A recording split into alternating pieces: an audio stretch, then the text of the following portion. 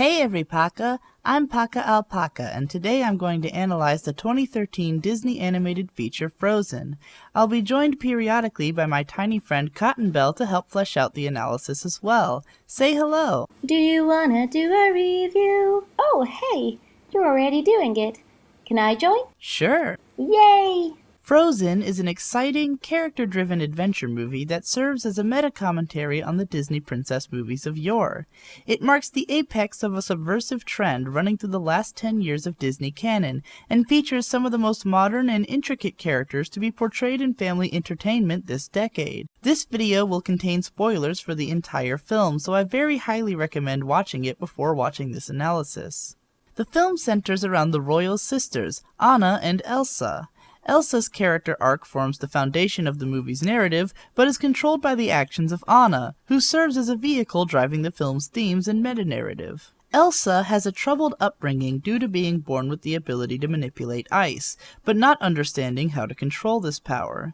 The film cleverly develops reasons for Elsa to misinterpret the nature of her powers, while providing the viewer enough hints to grasp how her powers actually work on your own.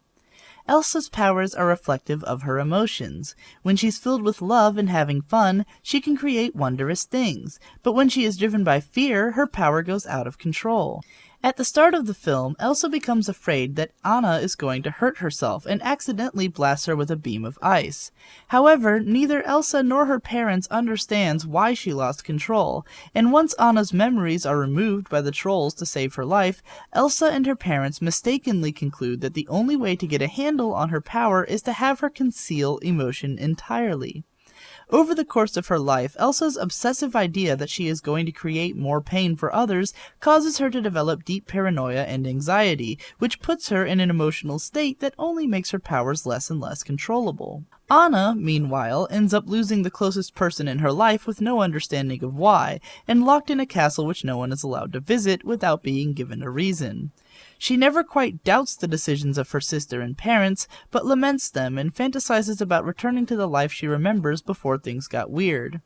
Both of the sisters are more or less traumatized, but Anna has an optimistic perspective that everything will be normal again one day, whereas Elsa believes that she's a danger to the world and should never be allowed to interact with anyone again. Part of what makes Disney amazing is that while it can transport us to a world with trolls and fantastic magical powers, it is also able to carry some very serious themes. Elsa's powers may seem irrelevant in our non-magical world, but they actually bear strong resemblance to the tremendous distress faced by people suffering from personality disorders such as panic illness. Much like Elsa, these people have an affliction that they cannot control, which causes them suffering and which they are told by others and themselves to repress. But of course, the more it is repressed, the more likely it is for a fit to appear and spin out of control. And even if people suffering from this illness are more likely to hurt themselves than others, the feeling of being at the mercy of such a state can cause a person to alienate themselves from others.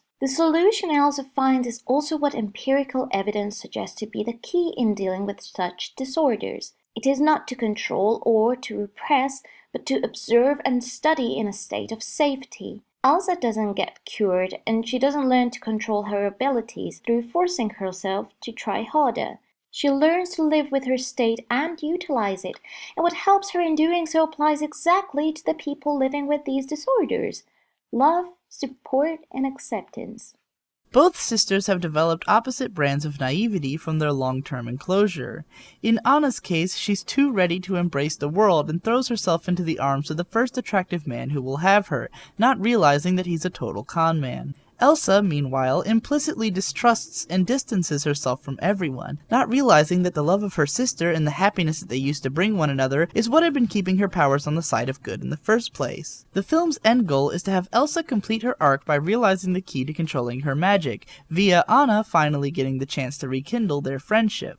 However, even though the film gives the viewer all the tools to understand what needs to be done right from Act 1, it then dedicates the majority of the second act to slowly programming the viewer's expectations through the use of classic Disney tropes, only to subvert them all in Act 3. Anna falling in love with Hans in the beginning plays to classic Disney movies like Cinderella, in which happily ever after comes when the girl who's been locked up and asocial her entire life finally gets to leave the house and fall in love. Their immediate whirlwind romance is undercut when Elsa flatly refuses to allow the marriage, and Anna is teased throughout the movie for the naivety of her decision. This subversion has happened in previous Disney films, such as the mostly live-action, even more meta movie, Enchanted. In that film, the princess and prince meet, are to be married immediately, and then a witch's curse sends the princess to the real world, where she eventually reintroduces the concept of true love to an older guy who's been long jaded to it. It's a cute movie, and in it the prince himself, while also a naive idiot, isn't even a bad guy. It's still ultimately a movie about true love in a romantic sense. In 2010's Tangled, there's a not at all subtle nod to the whole marriage thing in the ending monologue, which I won't spoil here, so just take my word for it. Even 2012's Brave was deliberately a movie about Merida having no interest in romance, and unlike 2009's Princess and the Frog, the film lets her get away with it. Frozen's major subversion doesn't come from her romance with Hans, however, but comes from her romance with Kristoff. The film deliberately sets itself up to look like a retread of Enchanted, wherein the girl will find out that the man she first tried to marry wasn't her true love, but that true love is found through a deeper connection with someone. While Disney was often criticized for the shallow and helpless female ideals it portrayed, it can often be overlooked how completely lacking in any character their princes were, especially in the early Disney films. The princes in Snow White, Cinderella, or The Little Mermaid are all examples of men who had absolutely no traits apart from being gorgeous and royal. As more Disney princesses were brought to life, their love interests started to gain some depth too, yet this depth was gained and retained only if they were close to their princesses. Aladdin's or the Beast's character was entirely dependent on their princess's proximity. Even in Tangled, we witnessed that Flynn Rider's good side had to be brought out by Rapunzel. What is so novel about Frozen is the integrity of the males. While Hans appears to undergo a transformation, that only exists in our eyes because he played the part of Prince Charming so well. A little too well for my liking. I would have loved to see Disney resolve the issue of Anna choosing between Hans and Kristoff more delicately, instead of copying out by making one of the boys a deceitful arsehole. However, this still doesn't derogate from the fact that Hans had integrity. His character and intentions remained constant throughout the whole film, even if hidden from us. In fact, it is rather novel for Disney to have an antagonist who is good-looking and has motives which do not stem from being the bad guy for the sake of it. What he spells out to Anna makes perfect sense from his fearfully ambitious point of view.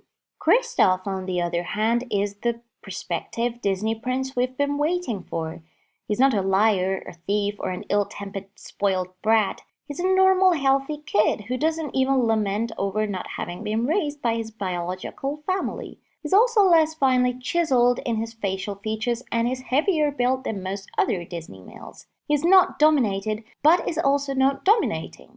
It is actually somewhat ironic that this was the film with a whole song dedicated to a person being a fixer-upper, even though for the first time a character was not a caricature in need of some major alterations to be realistically tolerable. Kristoff's interest in Anna is also the kind most girls yearn for. He doesn't get attracted to Anna for her beauty. His whole love for Anna is built very subtly through warming up to her character and her humor. In fact, unlike in most Disney romances, his love doesn't even get put to the test. Maybe his kiss would have saved Anna, and maybe it wouldn't have. Either way, their first actual romantic encounter happens once the storm has literally passed, and we are left with the comforting feeling that he and Anna will take things as slowly as they deserve. The biggest ruse that this film pulls comes in the form of the song Fixer Upper. Until this song, there's nothing to openly suggest any romantic interest between Anna and Kristoff, except for the viewer's own biased perception that the leading man and woman are going to end up together. In this song, the trolls assume the same thing and sing about hooking the two up with one another in spite of their insistence that there's nothing between them. However, nested in the middle of the song, there's a secret key to decoding the final solution. During one moment, Bulda is speaking directly to Anna and sings, "We aren't saying you can change him, 'cause people don't really change. We're only saying love's a force that's powerful and strange. People make bad choices if they're mad or scared or stressed, but throw a little love their way and you'll bring out their best. These lyrics are clearly more relevant to Elsa's powers than they are to Kristoff, who hasn't actually made any bad choices in the film so far. Elsa's actions have been the result of anger, fear, and stress, and love will bring out her best. This line is both sonically and visually different from the rest of the song, as if to subtly suggest to the viewer that it's the most important part. And attentive viewers may even be able to use this to solve the ending instead of letting the rest of the song misdirect them. The script is very careful about letting reliable information come from reliable sources. The Troll King specifically says that an act of true love will cure Anna's heart, and it's only the other trolls who assume that it must be a true love's kiss. All of the main characters are so sure that a kiss is necessary that even after the plan to have Anna kiss Hans falls through, everyone is stuck on the idea that it still needs to be a kiss. Neither Kristoff nor Anna actually assumes that the other is their true love. Kristoff is goaded by Sven to go back, and Anna is instructed that her true love is Kristoff by Olaf. Anna has already proven that she doesn't know a thing about true love anyways, so it's not surprising that she assumes this next solution will work. Of course, the twist here is that Anna's act of true love comes from protecting the one person she's been working to save throughout the entire film, her sister Elsa. Suspicious viewers will be less surprised by the fact that this was the act of true love they were waiting for, and more surprised that they ever for a moment thought it could be something else. Only on the rewatch will they realize just how much the film worked to draw them away from the natural conclusion. This misdirect is more than just a commentary on Disney's past movies and ideas, though. It's also a way to help the viewer to understand and more deeply resonate with Elsa's narrative arc. As I mentioned earlier, Elsa didn't understand her powers because of the misdirected ideas of herself and her parents. They thought that emotion itself was the problem, when the reality is that the quality of the emotion is what governs the powers. As a viewer, we might be surprised that Elsa never figured it out all this time, but then the film's own structure reminds us how easily we can give in to the power of suggestion. Even though the entire first act is dedicated to Anna and Elsa's relationship, our biases and understanding of how movies work and how Disney movies work leads us to thinking that maybe Kristoff is Anna's true love, only for everyone to be shocked when Kristoff isn't actually important after all. Interestingly enough, the two male leads arguably are not the deepest male characters of the film. This title could easily go to Olaf. In the trailers for Frozen, Olaf seemed like he'd be a somewhat forced sidekick, there only to get some cheap giggles out of the smallest members of the audience. However, the film didn't disappoint, and Olaf's parts felt neither forced nor overtly unhumorous. Even if he had only served the purpose of a sidekick with no real depth, his character would have worked. What's more amazing, though, is that he represents a lot more than that.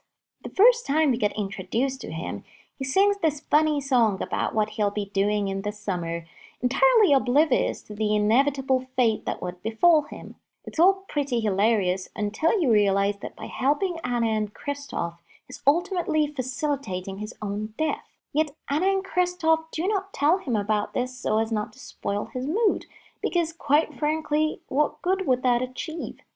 Summer has to be brought back, that's incontestable, and Olaf should at least be allowed to enjoy the little time he has until then, even if by guiding them he is virtually passing his own death sentence. Yet what was truly astonishing is how he behaved when he and Anna were next to the fireplace. He didn't seem fazed by the fact that he was melting at all. He noticed it, but was not in the least surprised. He simply stated that some people are worth melting for, only the timing wasn't convenient. At the end, too, there was no sadness or drama in his voice, as he told the group that it may be the last day of his life. It seemed as if he knew what was going to happen all along, as if his cheer and supposed ignorance wasn't there to keep him going, but Anna, because that's what love is, putting someone else's needs above your own. And while we're on the subject of characters who could too easily be overlooked, let's have a glance back at Hans. In the course of the film, we only get enough information about Hans's past to know his motivations, and most of his screen time is dedicated to reinforcing the act that he puts on to look like the perfect prince. It's understandable that the film couldn't fit in a detailed backstory without killing the third act pacing, but there's just enough to go on for us to imagine his character with a little more depth.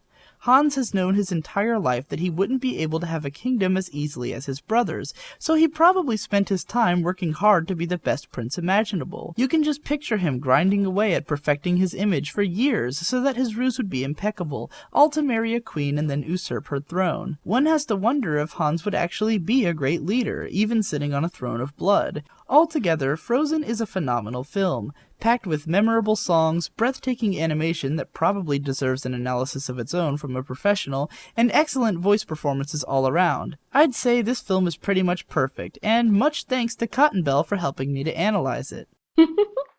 I had fun. See you later, every Paca!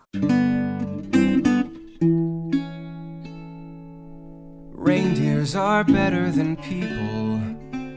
Sven, don't you think that's true? Yeah, people will beat you and curse you and cheat you. Every one of them's bad, except you. Oh, thanks, buddy. But people smell better than reindeers. Sven, don't you think I'm right?